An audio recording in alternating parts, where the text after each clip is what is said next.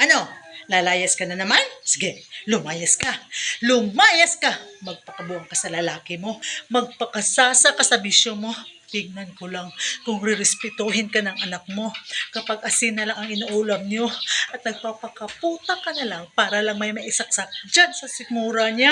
Alam mo, nagpapasalamat ako sa Diyos dahil hindi isinilang ang dalawang bata na galing sa isang ina at irresponsableng makasariling tulad mo.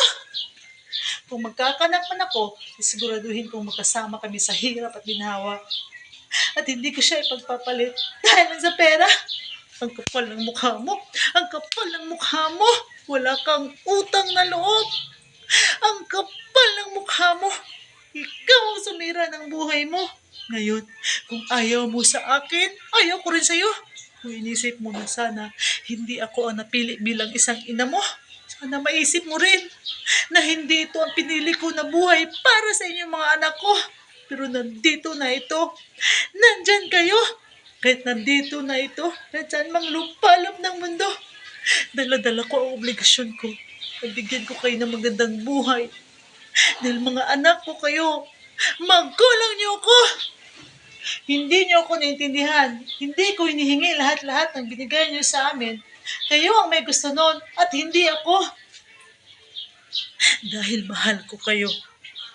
Dahil mahal ko kayo.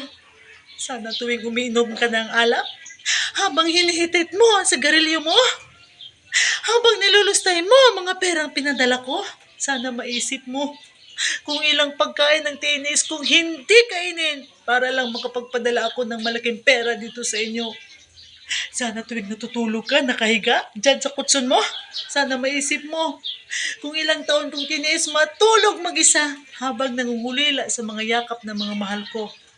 Alam mo ba kung gaano kasakit sa akin ang mag-alaga ng mga bata na hindi ko man lang kano-ano? Samantalang kayo na mga anak ko na hindi ko man lang kayo kayang alagaan. Kung hindi mo ako ituring bilang isang ina, respetuhin mo man lang ako bilang isang tao. Yun man lang, Carla.